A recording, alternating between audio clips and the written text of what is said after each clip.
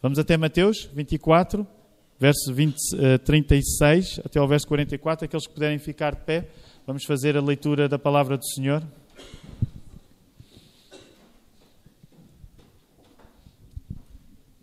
Diz assim a palavra: mas a respeito daquele dia e hora, ninguém sabe, nem os anjos dos céus, nem o Filho, senão o Pai. Pois assim, como foi nos dias de Noé, também será a vinda do Filho do Homem. Porquanto assim como nos dias anteriores ao dilúvio, comiam e bebiam, casavam e davam-se em casamento, até ao dia em que Noé entrou na arca, e não o perceberam, senão quando veio o dilúvio e os levou a todos, assim será também a vinda do Filho do Homem. Então 2 estarão no campo, um será tomado e deixado o outro. 2 estarão trabalhando no moinho, uma será tomada e deixada a outra. Portanto, vigiai, porque não sabeis em que dia vem o nosso Senhor. Mas considerai isto: se o pai de família soubesse a que hora viria o ladrão, vigiaria e não deixaria que fosse arrombada a sua casa. Por isso, ficai também vós apercebidos, porque à hora em que não cuidais, o Filho do Homem virá. Que o Senhor abençoe a leitura da sua palavra. Na semana passada, eu e a minha esposa, Ana Ruth, tivemos o privilégio de conhecer Roma. Gostámos muito da cidade de Roma. Foi bom, estivemos lá com os nossos irmãos da Igreja Evangélica de São Lourenço. Os irmãos lembram-se, o pastor René, que esteve connosco. Então, ele convidou-nos a estar lá e foi um tempo muito bom. E já tinha estado, quando era criança, na Itália, mas no Norte, nunca tinha estado em Roma. Na prática era como se fosse a primeira vez que viajasse à Itália. Não vos quero falar muito das coisas, hoje no sermão, não vos quero falar muito das coisas que vi em Roma, mas viemos muito inspirados de lá. Uma coisa que me inspirou, e eu disse aos nossos irmãos romanos, durante o sermão, que tinha ficado surpreendido com isso e que ia levar isto para sugerir aqui na igreja. Não sei se os irmãos sabem, eu não sabia até chegar lá, mas os homens beijam-se em Roma quando são amigos. E eu pensei, isto não era uma coisa boa para nós fazermos, homens uns com os outros? O que é que os irmãos acham? Hã? Não é no primeiro contacto, mas assim quando são amigos as pessoas beijam no rosto. Não. Há alguns...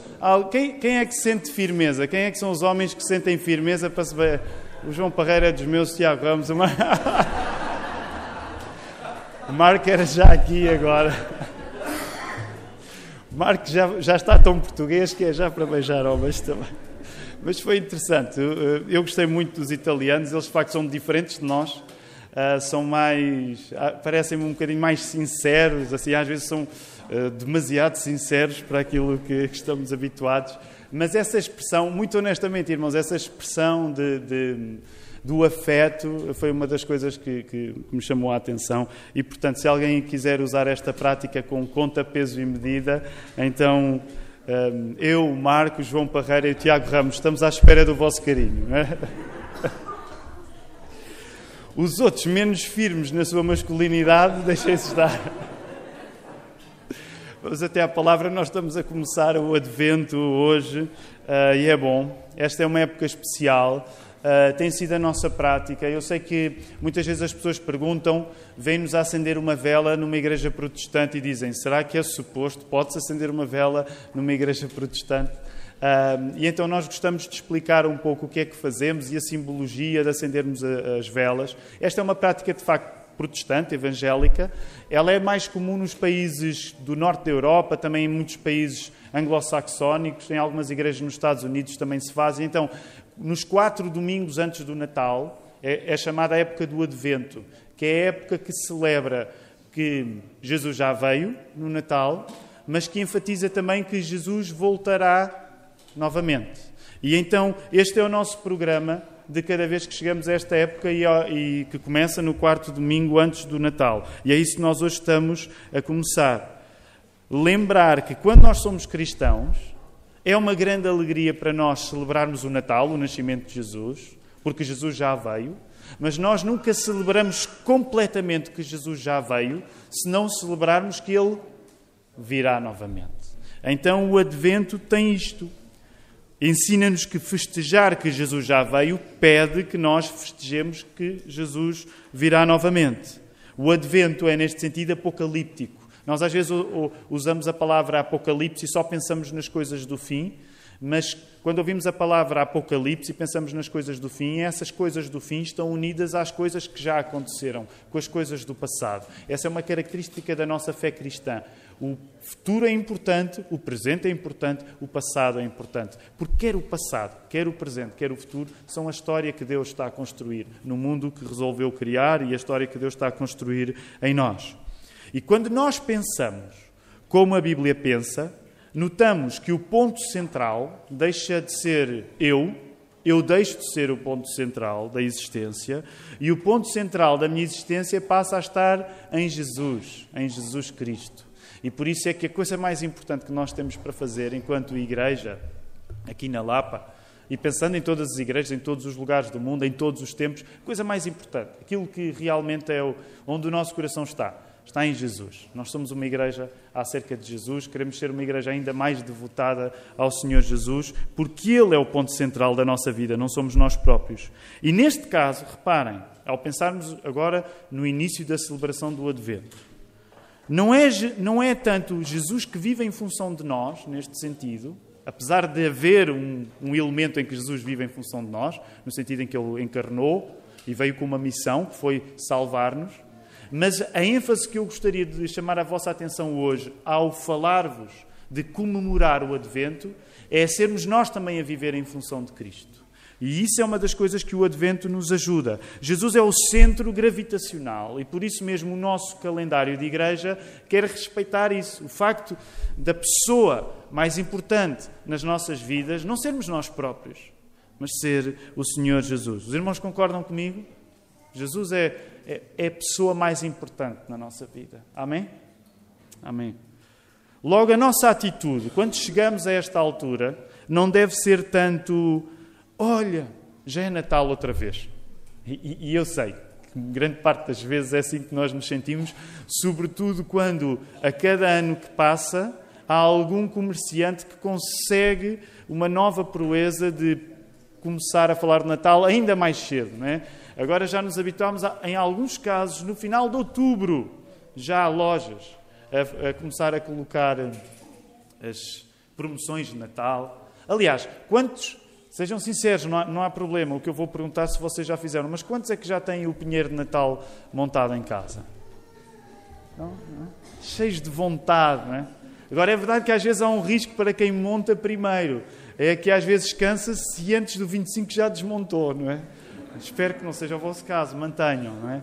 Lá em casa é mais ou menos a tradição. Se calhar não é só na Casa dos Cavacos, mas no dia 1 de dezembro, não é? Alguém tem a tradição do dia 1 de dezembro? Existem alguns com a tradição do 1 de dezembro. Então, mas nós quando vivemos o Natal, uma boa parte das vezes nós sentimos, uau, já chegou outra vez. Já chegou. Lá vamos nós celebrar outra vez o Natal. E isto não é necessariamente errado, mas eu gostaria que o nosso coração estivesse num sítio diferente. Que não fosse tanto, olha, o Natal já chegou, vamos celebrá-lo outra vez. Mas que a nossa atitude fosse mais, Jesus ainda não veio novamente. Jesus ainda não veio novamente. Portanto, hoje gostaria de equilibrar mais a balança e não tanto colocar a ênfase no uau, o Natal já chegou, nem demos conta disso. Vamos celebrar que Jesus já veio. Mas que a nossa balança pudesse pender um bocado mais para o outro lado de Jesus ainda não veio novamente e eu estou à espera dele. Eu estou ansioso pela vinda de Jesus. Em vez de vivermos num modo de repetição, e às vezes uma repetição, se calhar, até aborrecida das mesmas coisas, porque nem todas as pessoas gostam tanto assim de celebrar o Natal, não é? E às vezes podem pensar, aí chegou o Natal, com todas as preocupações associadas a celebrar o Natal. Em vez de nós nos concentrarmos nesta repetição das mesmas coisas, hoje gostaria que nós nos pudéssemos concentrar no regresso pelo qual nós estamos ansiosos, um regresso de Jesus extraordinário. O texto de hoje, que nós acabamos de ler no Evangelista Mateus, ajuda-nos a perceber que celebrar que Jesus vem não deve ser um detalhe no ano, Mas celebrar a vinda de Jesus, quer a primeira, quer a segunda, deve ser o sentido da nossa vida. E é por isso que este sermão de hoje se chama Ter a Vida Toda na Vinda de Jesus. Ter a vida toda na vinda de Jesus. Nós somos chamados a ter a nossa vida toda na vinda de Jesus. Quer estejamos a falar na vinda que já aconteceu e que o Natal celebra, quer estejamos a falar na segunda vinda, no facto dele poder regressar. Logo, o meu objetivo nesta manhã é nós podermos olhar para a vinda de Jesus, quer a primeira, quer a segunda, e termos essa vinda como o sentido da nossa vida e não apenas como um detalhe que acontece uma vez por ano.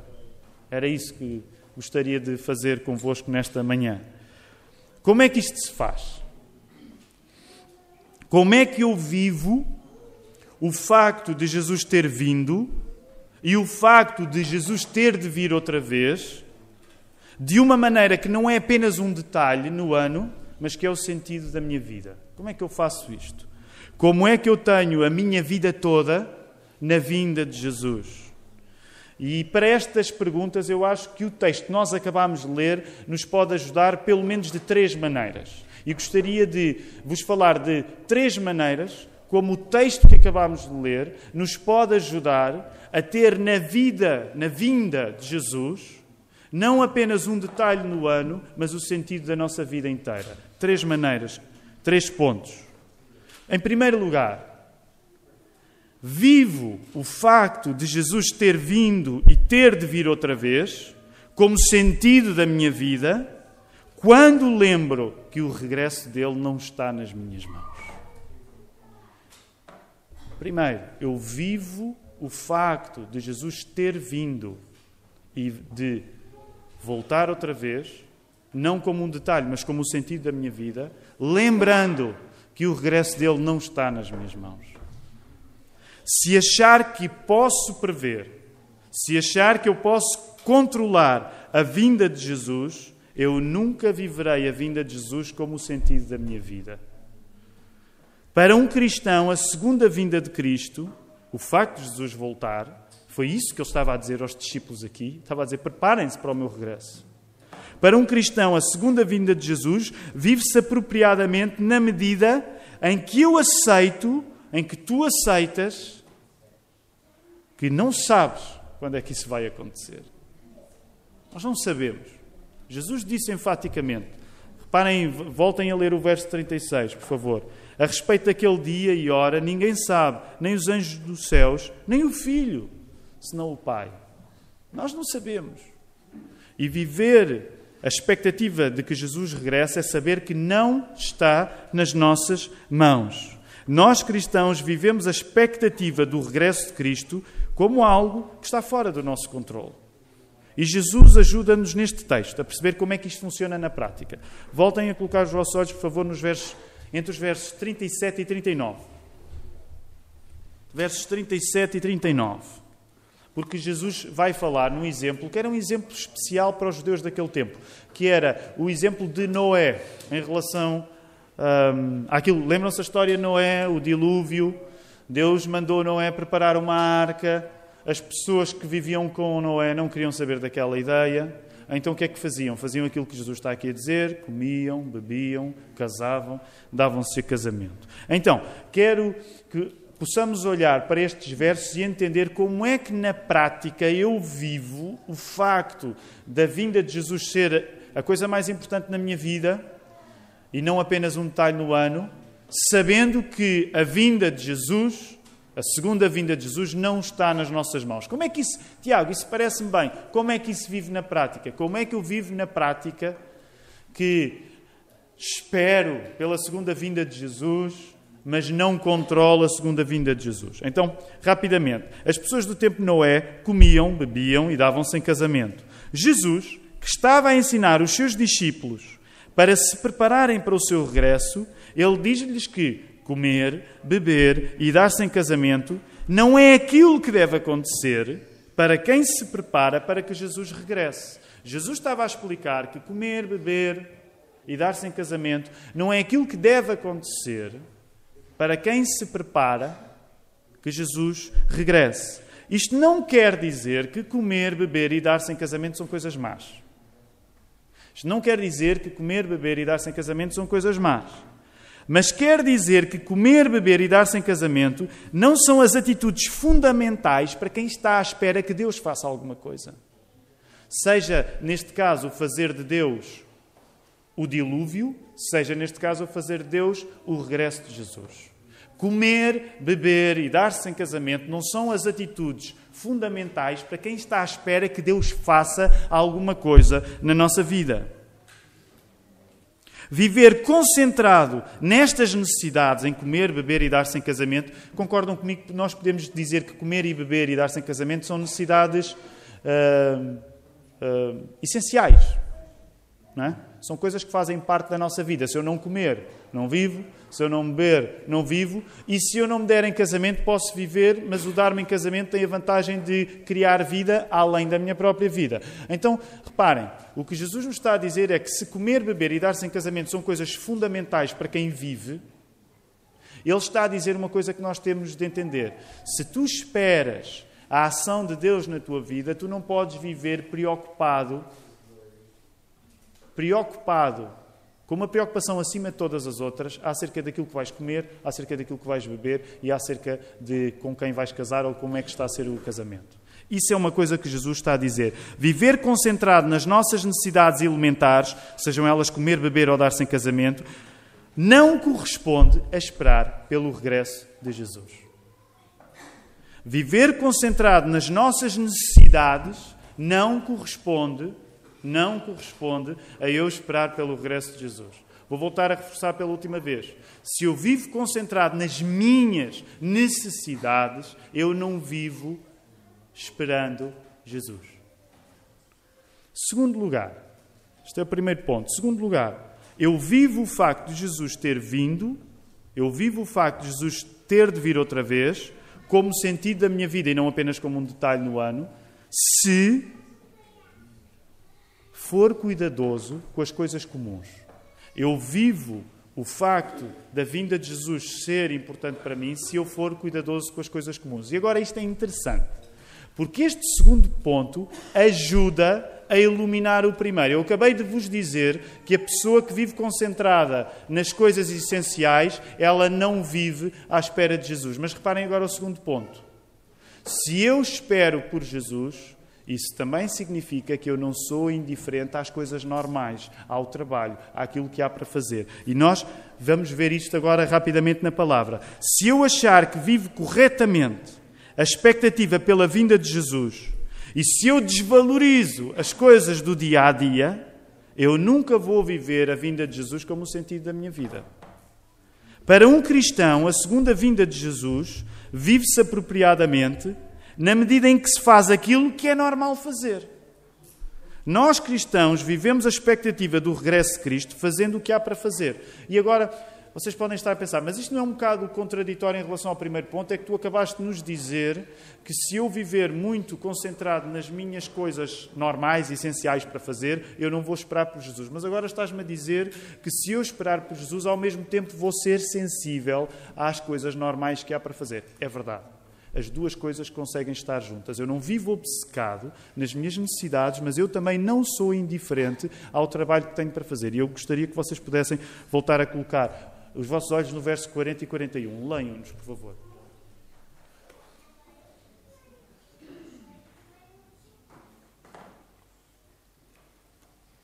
O que os versos 40 e 41 nos dizem, falam de dois pares de pessoas. Dois pares de pessoas que estão a fazer a mesma coisa juntos, não é? O primeiro par são duas pessoas que trabalham no campo. E o segundo par são duas mulheres que trabalham onde? No moinho. Agora reparem, fazendo as mesmas obrigações, os destinos das pessoas envolvidas são diferentes, certo? Elas estão a fazer as mesmas coisas, mas os destinos futuros delas são diferentes. A ideia do texto é esta: uma pessoa no par salva-se em relação à vinda de Jesus e uma pessoa do par perde-se em relação à vinda de Jesus. Aqueles que trabalham no campo. A mesma coisa se aplica às senhoras que estão a trabalhar no moinho. Em relação à vinda de Jesus, uma pessoa salva-se e outra pessoa perde-se. Um é tomado, o outro é deixado. Entendemos que o caráter, a personalidade da pessoa que se salva não se distingue do caráter da pessoa que não se salva a partir da diferença do trabalho que elas têm. Estão a seguir-me? Uma das coisas que o texto está a dizer é que aquilo que vai distinguir a personalidade da pessoa que se salva da personalidade da pessoa que não se salva não é o facto de elas terem trabalhos diferentes, porque o trabalho é o mesmo. Então o que é que isto significa na prática? A salvação da pessoa não se baseia naquilo que ela faz de diferente dos outros. Porque naquele caso, um salva-se e está a trabalhar no campo, e no outro caso, a outra salva-se e também está a trabalhar no moinho. Eu não me salvo por aquilo que eu faço diferente em relação aos outros. Eu salvo-me por aquilo que eu sou em relação a Deus. E isto é uma das coisas que é importante percebermos no que Jesus está a dizer. A ação importante não é o que eu faço diferente em relação aos outros, mas é o que eu faço diferente em relação a Deus. No vosso boletim e na terceira página está aí uma citação de um comentário bíblico chamado The Biblical Illustrator e que diz assim: a força de um caráter não está a exigir circunstâncias especiais, mas a força de um caráter está em lidar corretamente com as circunstâncias que chegam. O que é que isto quer dizer para a nossa vida? Se eu vivo indiferente ao trabalho comum que eu tenho de fazer, e se não o cumpro, eu não espero pelo regresso de Jesus. Perceberam como é interessante aquilo que Jesus nos está a dizer? Se Jesus nos disse primeiro, se tu viveres concentrado nas coisas que tens para fazer, em comer, beber e dar-te em casamento, esquece. Tu não vais esperar por mim, porque esse foi o exemplo de Noé e eles não esperaram a ação de Deus. Mas ele a seguir diz, atenção, não é o facto de tu desprezares as coisas comuns que há para fazer que dizem que tu me pertences. Porque aqueles que são salvos em relação àqueles que são deixados, eles estão a fazer a mesma coisa. Logo, não é o facto de eu saber que não posso viver concentrado nas minhas necessidades, que significa que eu não vou deixar de cumprir o trabalho normal que tenho para fazer. Lembram-se, na escola dominical nós demos este exemplo a partir aqui há 2 semanas. Demos este exemplo a partir de uma igreja que eram os Tessalonicenses. Se por um lado eu não vivo obcecado com o que vou comer e beber, lembram-se que Jesus explicou isto no Sermão do Monte, eu não vivo obcecado com o que vou comer e beber, isso não significa que eu não vou trabalhar para comer e beber. E por isso é interessante, um está a trabalhar no campo e ele tem o mesmo emprego do descrente. Quem está a trabalhar no campo não pensa assim, espera aí, eu sou crente, eu agora não posso ter o mesmo emprego do descrente. Tem de haver um emprego especial para mim. Tem de haver uma circunstância especial para mim. Não. Um está a trabalhar no campo e um vai e o outro fica. As 2 senhoras estão a trabalhar no moinho, uma vai e outra fica. Logo, aquilo que faz o caráter cristão não é eu, por ser cristão, querer circunstâncias especiais dos outros. É eu, por ser cristão, estar pronto para as circunstâncias que vêm, sejam elas mais extraordinárias ou menos. É por isso que nós temos empregos normais, queridos irmãos. Já repararam? Eu não sei se aconteceu com alguém. Alguém tornou-se cristão e logo a seguir teve a maior oferta de emprego de sempre? Isto pode acontecer, mas aconteceu? Alguém se tornou cristão e logo a seguir teve a maior oferta de emprego de sempre? Não? E alguém ficou zangado com Deus. Oh Deus, estava à espera que ao me converter, se chegasse a minha... Não, nós temos empregos normais como as pessoas que não acreditam em Jesus e é suposto que assim seja. Com isto, atenção, não estou a dizer que ficamos contentes com qualquer coisa que fazemos, mas quer dizer que aquilo que nos distingue não é eu querer circunstâncias melhores do que aquele que não é crente, mas é eu aceitar o cuidado de Deus, mesmo quando as circunstâncias são as mesmas. Terceiro lugar, vivo o facto de Jesus ter vindo e ter de vir outra vez como sentido da minha vida quando lembro que o seu regresso me prepara para o fim. Então, como é que eu faço para não deixar que a vinda de Jesus seja apenas um detalhe no ano, quando chega o Natal, mas que seja o sentido da minha vida? Já vimos 2 coisas, a terceira é esta. Como é que eu faço? Eu vivo a vinda de Jesus como sentido da minha vida quando me preparo para o fim. Se achar que eu vivo corretamente a expectativa pela vinda de Jesus, fugindo do facto de que esta vida vai terminar, eu nunca viverei a vinda de Jesus como o sentido da minha vida. Para um cristão, a segunda vinda de Jesus vive-se apropriadamente na medida em que se aceita que esta vida não dura para sempre. Nós, cristãos, vivemos a expectativa do regresso de Cristo, confiando em Deus até naquilo que nos assusta, como, por exemplo, a morte. Como é que eu vivo a expectativa de que Jesus voltará? Confiando nele até naquilo que muitas vezes me assusta, que é a morte. Novamente, versos 42 e 43. Vão lá até a palavra, olhem para eles, o que é que Jesus está aí a dizer. Ele usa um verbo, o verbo vigiar. Portanto, vigiai, porque não sabeis em que dia vem o nosso Senhor, mas considerai isto. Se o pai de família soubesse a que hora viria o ladrão, vigiaria e não deixaria que fosse arrombada a sua casa. Jesus está a comparar a segunda vinda dele a um assalto de um ladrão a meio da noite.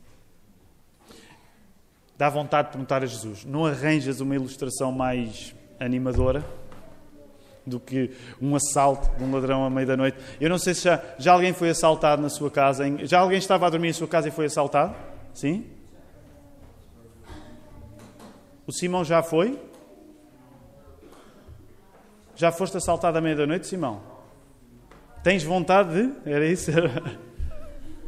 Adelaide, já foste? E estavas a dormir, o ladrão veio, fez o que tinha a fazer e foi-se embora? E deste conta? Pronto, ao menos foi um trabalho bem feito, não é? Não te interrompeu o sono. Agora, graças a Deus isso nunca me aconteceu, nunca aconteceu à grande maioria da igreja, mas é um pensamento, não é um pensamento... Aliás, depois fala-se que a pessoa fica meio traumatizada, não é? Porque o sítio normal, ao ter sido violado por uma presença estranha, a pessoa... Passaste ali uns tempos depois mais aflitos? Insegurança. Exatamente. Então, reparem, agora pensem no exemplo que Jesus está a dar. Jesus, Filho de Deus.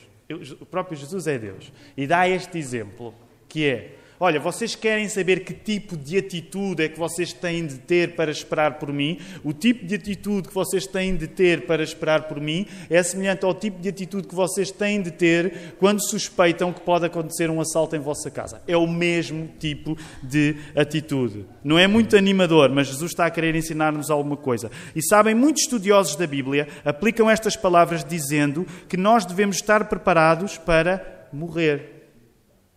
Muitos estudiosos da Bíblia aplicam estas palavras, esta ideia do próprio assalto, de uma coisa que nos assusta, como um incentivo para nós pensarmos acerca da morte e estarmos preparados para morrer. Não termos medo daquilo que nos assusta. Viver com medo de morrer, neste sentido, não corresponde a nós esperarmos pela segunda vinda de Jesus.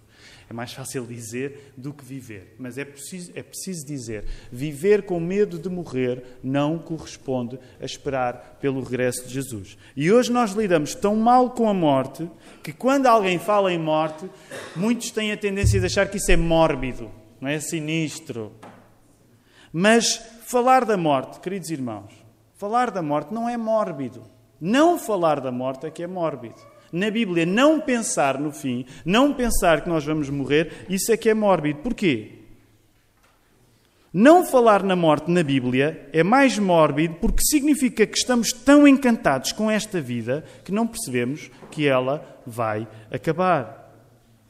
Esta vida vai acabar, esta vida vai morrer, de facto. A Bíblia ensina-nos, esta vida vai morrer. Estar concentrado apenas nesta vida... Deixa-me usar esta expressão, se calhar não é muito animadora, mas estar concentrados apenas nesta vida é querer que um cadáver esteja vivo. Quando eu estou apenas concentrado nesta vida, é como se eu quisesse arrastar um cadáver para o céu. E deixem-me dizer-vos, queridos irmãos, não há cadáveres no céu. Se eu vivo concentrado apenas nesta vida, com aquilo que como, com aquilo que bebo, com o casamento que faço, sendo coisas importantes, sendo coisas que devem ser usadas para glorificar o nome de Deus, mas se eu vivo concentrado apenas nas coisas nesta vida, eu estou a querer colocar um cadáver no céu. E no céu não há cadáveres. Pensar apenas nesta vida é que é a coisa verdadeiramente mórbida.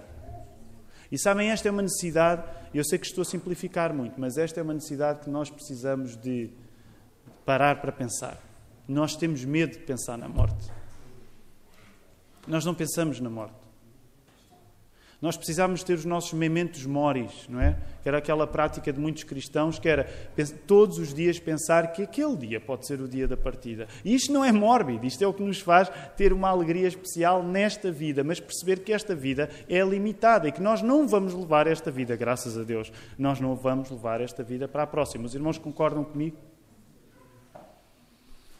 Pensar apenas nesta vida é querer arrastar um corpo sem vida para o céu. Na eternidade esta vida não vai viver. Mas sabem que vida é que vai viver na eternidade? A vida nova, da nova ressurreição, ressuscitada pelo poder de Jesus Cristo. Pensar na morte, pensar que esta vida vai acabar, é também aquilo que nos permite ter os olhos para aquilo que é mais glorioso. Sabem porquê? Porque Jesus veio primeiro em humildade, mas depois Ele voltará em glória.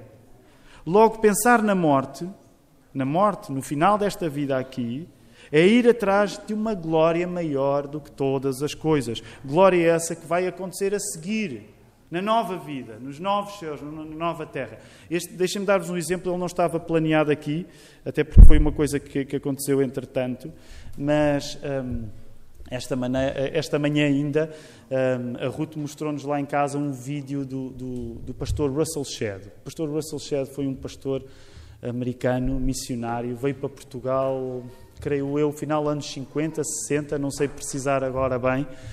Esteve aqui durante alguns anos, deu aulas aqui, começou uma editora nova aqui, uma editora de livros, que era a editora Vida Nova. Editou alguns livros aqui, mas depois acabou por ir para o Brasil e foi no Brasil que ele gastou grande parte da sua vida. E o pastor Russell Shedd, nos últimos anos, veio com alguma frequência fazer conferências em Água de Madeiros, no acampamento Batista de Água de Madeiros, e era um homem incrível. Por ser sábio, mas por ter também um sentido de humor muito fino, por ser um homem de grande amor, nós, a família Cavaco, apanhou duas conferências bíblicas com o pastor Russell Shedd. E ele era uma pessoa incrível. Aliás, era daqueles que, não sei se têm muitas experiências destas. Sabem, às vezes, quando estão na presença de alguns homens, de algumas mulheres, onde sentem que são gigantes? Gigantes.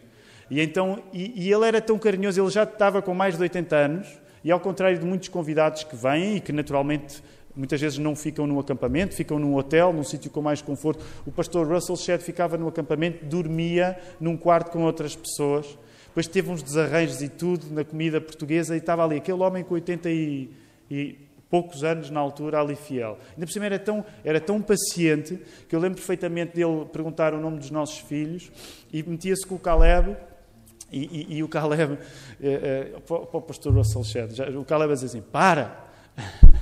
E eu pensava, isto não é coisa que se diga ao pastor Russell Shedd, mas ele era pequenino e era uma das palavras preferidas dele. Então imaginei o carinho daquele homem com o Caleb, com o jovem Caleb, e o Caleb a dizer, para. Ele a mostrar o seu afeto e ela, para. Hoje o Caleb já abandonou esta já nem sabe declinar o verbo parar. Mas isto para vos dizer que aquele homem era um homem extraordinário e ele esteve a passar por um processo de uma doença, de cancro. Portanto, eu creio que esta mensagem que ele deixou foi na sexta-feira, creio eu, e ele partiu mesmo na sexta, agora não tenho certeza se foi sexta ou se foi sábado. E impressionou-me tanto. Depois podem ver no Facebook, e se está a procurar no Facebook, a maneira como aquele homem, nas últimas horas de vida, sentado no sofá, ele dizia, quero agradecer a Deus, ele dizia mais ou menos isto, eu nunca sofri muito. Agora sofri um bocadinho nos últimos meses, mas nunca sofri muito. Mas ele dizia assim, mas estou muito contente por este sofrimento que Deus me está a dar. E Deus chamou, não é? E eu não sei como é que é para vocês, mas quando nós nos deparamos com homens assim, e que neste caso partiu mais velho, mas pelo menos no meu caso, não é? Há uma parte de nós onde nós só pedimos a Deus, Senhor, ajuda-me a conseguir partir assim. Ajuda-me. Esta é a verdadeira dignidade. É a dignidade de quem olha para esta vida e não conta os seus sofrimentos, mas os sofrimentos que tiver, conta-os como uma bênção. E notava-se que aquele homem estava tranquilo, porque ele acreditava mesmo, como se calhar nós não acreditamos, que ia ver o rosto do Senhor Jesus daí a breve. E então estava tranquilo, a gravar um vídeo, poucas horas antes de partir. Fantástico. E devia ser um encorajamento para nós, deve ser um encorajamento para nós. Quero terminar este sermão dizendo que estas 3 coisas que partilhei convosco, Jesus as sabe fazer. Como é que eu vivo o facto de Jesus ter vindo e ter de vir outra vez de uma maneira que não é um detalhe do ano, mas o sentido da minha vida? Como é que eu vivo isto? 1. Sabendo que a vinda de Jesus e a minha própria vida não está nas minhas mãos, mas está nas mãos de Deus. Como é que eu vivo a vinda de Jesus sabendo que não é apenas o detalhe do ano, mas o sentido da minha vida? 1. Sabendo que a minha vida não está nas minhas mãos. Eu não vivo concentrado naquilo que vou comer, não vivo concentrado naquilo que vou beber, eu não vivo concentrado no meu casamento. Eu não vivo concentrado nas minhas necessidades fundamentais. Esta é uma maneira que nós sabemos que podemos viver Jesus. Segunda coisa, como é que eu vivo? Sendo sério com as coisas comuns. Não façamos da primeira coisa uma esperteza para depois não queremos trabalhar. Não façamos da primeira coisa, o facto de não vivermos obcecados com as nossas necessidades, uma razão para sermos preguiçosos. Não façamos da primeira coisa, o facto de nós não termos o centro da nossa vida nas nossas necessidades, uma razão para eu não ajudar, para eu não trabalhar, para eu não estar junto dos outros. Quando eu vivo a vinda de Jesus como uma coisa importante na minha vida, eu sou atento às coisas do dia-a-dia. Eu não sou tão espiritual que não quero saber das coisas do dia-a-dia. Não, eu vivo, eu trabalho ao lado dos outros que não têm fé. Eu contribuo para o bem da cidade. Terceira coisa, como é que eu faço para que a vinda de Jesus seja o sentido da minha vida e não apenas um detalhe do ano? Aceitando o fim. Eu vivo e aceito o facto desta vida ter um fim. Eu vivo a pensar que esta vida tem um fim. E vivo conciliado com isso. Reparem, Jesus fez tudo isto. Tudo isto que vos digo esta manhã, Jesus fez tudo isto.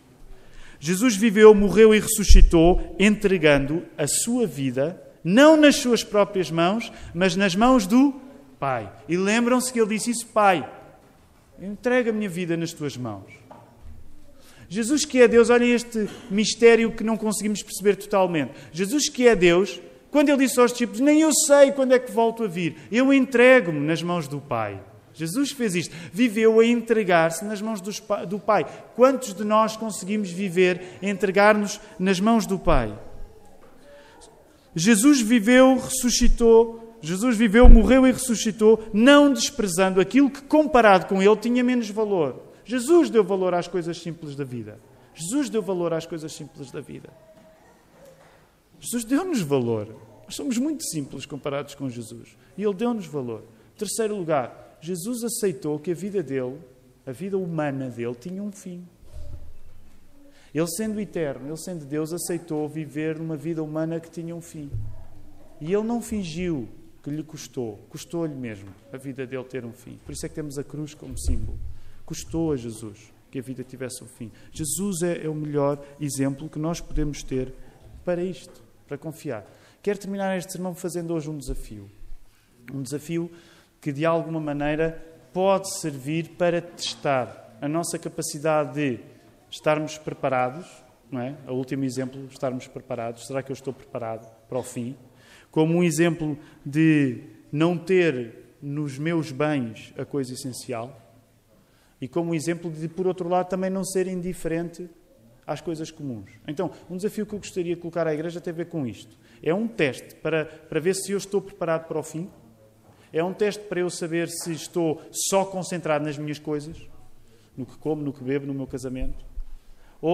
E é um teste também para saber se eu valorizo as coisas simples, andar a lado e lado com os outros. Queridos irmãos, eu estive a fazer contas. E isto é sempre má notícia quando eu começo a fazer contas. Mas sabem, surgiu uma oportunidade e eu vou colocar um desafio. Um desafio desta manhã eu vou colocar aos membros de igreja. Okay? Quem não é membro de igreja está fora do isco agora. Não é? Mas eu estive a fazer umas contas e há uma oportunidade que eu quero desafiar a Igreja a fazer. Nós temos tido uma parceria com o nosso irmão Tiago Oliveira, com a Marta, com o Ruben, o David e o Tiaguinho. E eles estão agora numa nova fase. O nosso plano, o nosso sonho é que eles regressem e quando regressarem, mais ou menos dentro de 4, 5 anos, qual é o nosso sonho? É que eles vão fazer o quê? Aqueles que são membros digam, que é para saber se isto é só da Igreja ou dos pastores. Abrir uma escola teológica. Nós acreditamos que precisamos de abrir uma escola teológica. Não porque a Igreja da Lapa precisa ter uma escola teológica, mas porque Portugal precisa ter uma escola teológica. E existem outras ótimas mas acreditamos que algumas das coisas que nós precisamos de fazer têm a ver com aquilo que é a nossa identidade. Então queremos abrir uma escola teológica daqui a 4, 5 anos, quando o Tiago, a Marta e os meninos voltarem. Então, na nova fase em que eles vão passar, ao falarmos com o pastor Tiago, nós com frequência temos reuniões via Skype com ele, reuniões de presbitério. Ele vai entrar numa fase, depois se tiverem dúvidas acerca disso, podem perguntar ao Mark e à Ana e eventualmente ao Tracy Adelaide, mas uma coisa que acontece é que por eles estarem lá nos Estados Unidos agora, tem de ser revista a situação legal deles lá. O que significa que dentro de pouco tempo, para ele poder estar mais um pedaço de tempo nos Estados Unidos, ele não pode viajar, enquanto a situação não se regularize. Então, uma das coisas que nós queremos é, ao longo destes 4 anos, trazer o pastor Tiago cá com frequência, para que este projeto possa existir ainda antes dele cá chegar, senão nunca vai acontecer. Então, há pouco tempo apercebemos de que a janela, eu detesto esta expressão e estou a usá-la, a janela da oportunidade, mas a janela da oportunidade deles agora era muito curta, porque em breve eles vão ter de passar por esse período de reestruturação da residência deles cá. Então, se ele não viajar já, significa que ele poderá passar alguns meses sem poder fazer uma viagem cá que nós já estávamos a planear. Então, o que é que aconteceu? Eu pus-me a fazer contas. Okay? Agora, não sei se sabem, mas dos Estados Unidos até cá, os bilhetes custam dinheiro. Hein? E deixem-me dizer, eu quero ser reverente. Como pastor, eu nunca fiz uma vaquinha na igreja do púlpito. Sabem o que é uma vaquinha? Pelo menos nós dizíamos assim antigamente, fazer uma vaquinha. Toda a gente sabe o que é fazer uma vaquinha. É naquelas alturas onde diz assim, é preciso dinheiro para fazer uma coisa. Eu tinha dito aos irmãos que tinha vindo dos Estados Unidos mais pentecostal, ok? E agora vai ser assim, volta e meia há uma visão, pessoal, quem é que se chega à frente? O Tiago faz uma mímica engraçada acerca de igrejas onde os pastores pedem muito, ele não vai fazer agora, o Tiago Ramos, mas é incrível. Mas isto para vos dizer, eu estive a fazer contas e para o pastor Tiago poder vir cá, famílias de igrejas, se cada uma der 50 euros, nós pagamos a viagem dele e ele vem cá agora. E nós hoje vamos fazer isso, ok? Agora, os irmãos vão dizer, eu julgava que isto era uma igreja batista, em que os pastores não davam sacar aos 50 euros das famílias. Enganámos-nos bem. Não, deixem-me dizer-vos uma coisa. O mês de dezembro é um mês complicado e ontem gastámos algum dinheiro. Mas também deixem-me dizer-vos, eu já vos falei nisto há algum tempo. Se não vos custar, nós não estamos a dar coisa nenhuma. Em algumas igrejas, meus irmãos, rir-se-iam do que eu estou a fazer. E dir-me-iam, o quê? Tu achas que isso é pedir? Tu achas que isso é pedir? Levantem a mão aqueles que já estiveram em igrejas onde as pessoas sabem pedir como deve ser, não é? Ok, aí sabe. Tiago, tu achas que isso é pedir? Tu tens de tirar um curso acerca de pedir.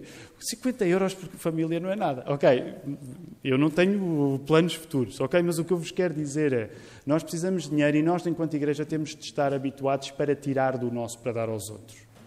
Eu não estive a pregar em função disto. Este texto estava preparado para ser pregado. Mas deixem-me dizer-vos, eu acho que o pedido que vos faço nesta manhã é um teste a nós sabermos se não estamos concentrados apenas no nosso, ao mesmo tempo que estamos preocupados com as necessidades dos outros e com o trabalho comum que há para fazer, e ao mesmo tempo a saber se estamos preparados para, no dia, na hora, estar logo pronto para responder. E, portanto, o desafio que eu quero fazer, eu estive a fazer umas contas por alto, nós temos mais do que 20 famílias na igreja, mas se cada família der 50 euros, a viagem já está paga e nós precisamos de a pagar. Portanto, não vão dar já hoje, mas eu vou-vos pedir uma coisa. Que cada família que vai dar, assinale já que vai dar.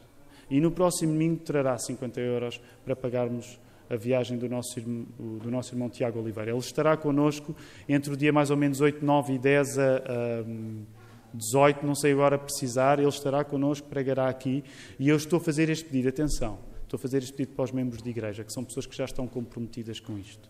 Claro que dar custa sempre. E o sinal que custa é sinal que se dá. Se não custa, eu ainda não dei. Eu só dou quando custa. Se não custa, dei o que já tinha a mais. Sabemos que é Natal, sabemos que é complicado, mas deixem-me dizer-vos, nós conseguimos com a ajuda de Deus. Portanto, a todos os outros que não sejam membros, não se preocupem, isto não é uma tarefa para vocês, mas para aqueles que são membros, gostaria que tivéssemos a oportunidade de hoje fazermos esta vaquinha e podermos assegurar a vinda do pastor Tiago cá. Vamos ainda continuar a louvar o nome do Senhor, vamos entoar um cântico.